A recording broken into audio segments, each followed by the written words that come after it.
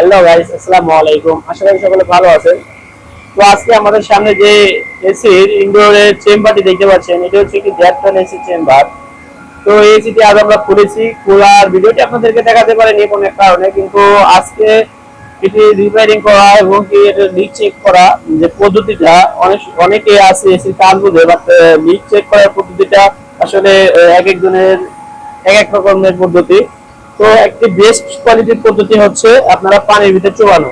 পুরো চেম্বারটা যদি পানির ভিতরে চুবিয়ে লিকটি সারতে পারেন, সেক্ষেত্রে কাজটি 100 করে হবে। অনেকে আছে ফোম দিয়ে চেক করে, এছাড়াও হুইলে শ্যাম্পুর ফেনা দিয়ে আদার্স অন্যান্য নানা ধরনের জিনিস চেক করে, কিন্তু ওইগুলো দিয়ে যেভাবে চেক করা যায়, কিন্তু পানির ভিতরে ফুল ফিল যদি আপনি ডুবিয়ে চেক করেন, সেক্ষেত্রে কিন্তু পারফেক্টলি সূক্ষ্ম লিকও কিন্তু দেখা যায়। তো আমরা আজকে এটি প্রেসার দিয়েছি হচ্ছে 350 একটু নিচে। তো দেখতে পাচ্ছেন আমাদের মিটারের কাটাটিতে আমাদের 350 একটু কম আছে আর কি, যাই হোক 350 কাছাকাছি।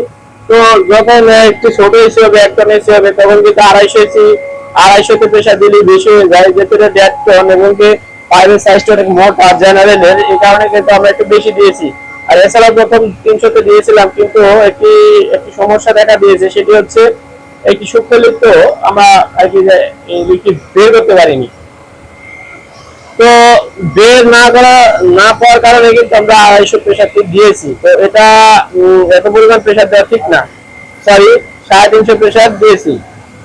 তো এখন হচ্ছে আমাদের যে দেখতে পাচ্ছেন, আমরা লিকটাও রিপেয়ারিং করেছি, কিন্তু বাট এখন আর লিক দেখা যাচ্ছে না। এটা পুরো ফ্রেশলি কোনো প্রকার লিক নাই, নাই বললেই চলে। তো এখন আমাদের অপোজিট সাইডে পানির ভিতরে চুবাবো চেম্বারটি, কুলিং কয়েলটি, অনেকে এটা চেম্বার বা কুলিং কয়েল বলে থাকে। তো যাই হোক, এই চেম্বারটি এখন অপোজিট সাইডে চুবানোর পর দেখবো যে কোনো প্রকার লিক আছে কিনা। আপনারাও দেখতে থাকুন যে কোনো প্রকার লিক আছে কিনা। যদিও এই ভিডিওটি করা একটি অনেকে যারা যারা কাজ করে, অনেকে মনে হয় যে এটা একটু সাধারণ কাজ, বা এগুলো কিছু মনে হয় না। যখন আপনি একটা লিক গ্যাস সার্চ করবেন, যেমন আপনি গ্যাস সার্চ করবেন বাট লিক নাই, তারপরও দেখবেন যে সরি লিক আছে, বাট আপনি গ্যাস দিতেছেন, গ্যাস থাকতেছে না, তবে আপনি লিক খুঁজে পাচ্ছেন না, তখন বুঝতে পারবেন সবাই এই কাজের মর্মটা কি। তো এই লিক বের করা আসলে একটা বোরিং কাজ, যারা কাজ করে এটা বোরিং করে চলবে না, এগুলো আসলে কাজের ভিতরেই।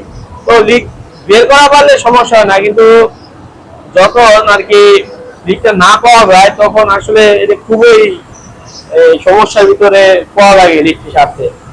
তো দেখতে পাচ্ছেন আমাদের যে চেম্বারটি, আমাদের পাশে কোনো প্রকার লিক নাই।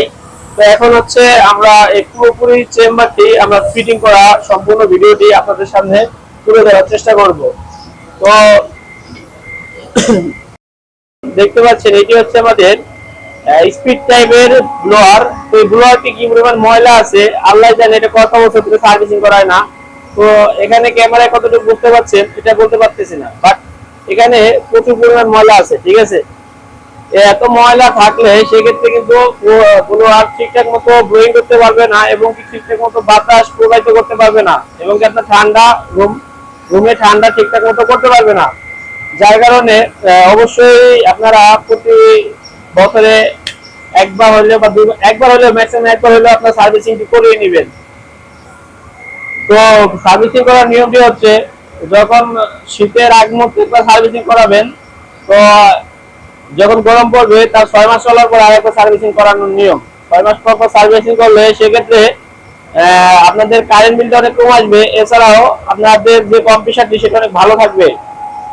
আর যদি আপনারা সার্ভিসিংটি না করান, সেক্ষেত্রে কিন্তু আপনাদের যে এসিটি আছে, এই এসিটি বিভিন্ন ধরনের সমস্যা দেখাবে, এবং হাই প্রেশার করবে, আর কন্ডেন্সার চাপ বেশি হবে, হিট রিমুভ হতে পারবে না, যার কারণে কিন্তু লিক হওয়ার সম্ভাবনা 80%। তো বুঝতেই পারতেছেন সার্ভিসিং কতটা গুরুত্বপূর্ণ। তো বন্ধুগণ, এখন আমরা এই ব্লোয়ারটি পরিপূর্ণভাবে পরিষ্কার করব। পরিষ্কার করে চেম্বারটিতে অনেক ময়লা আছে, চেম্বারটিতে পরিষ্কার করে আপনাদেরকে ক্লিন করে দেখাবো। তো এই যে চেম্বারটি আপনারা দেখতে পাচ্ছেন, এই যে এখানে এই চেম্বারটি অলরেডি কিন্তু পানির ভিতরে কিন্তু রাখাই আছে। আর পরবর্তীতে আমরা হাই স্পিড ব্লোয়ার মেশিন দ্বারা পুরোপুরি ক্লিন করবো। এছাড়াও এগুলো পরিষ্কার করার জন্য বিভিন্ন ধরনের কেমিক্যাল পাওয়া যায়, সেই কেমিক্যাল চাইলে আপনারা ইউজ করতে পারেন। তো বন্ধুগণ, যেহেতু আমরা দুজন লোক কাজ করতে অসুবিধা হচ্ছে ভিডিওটি করার জন্য, তো আশা করি ভিডিওটি আপনাদের অনেক হেল্প করবে কাজের জন্য। তো অবশ্যই চ্যানেলটি সাবস্ক্রাইব করে রাখবেন এবং পাশে থাকা বেল আইকনটি বাজিয়ে রাখবেন। তো পরবর্তী ভিডিও পাওয়ার জন্য অবশ্যই চ্যানেলটি সাবস্ক্রাইব করে রাখুন। আর সবাই ভালো থাকুন, সুস্থ থাকুন। দেখা হচ্ছে নেক্সট কোনো পরবর্তী ভিডিওতে। আসসালামু আলাইকুম।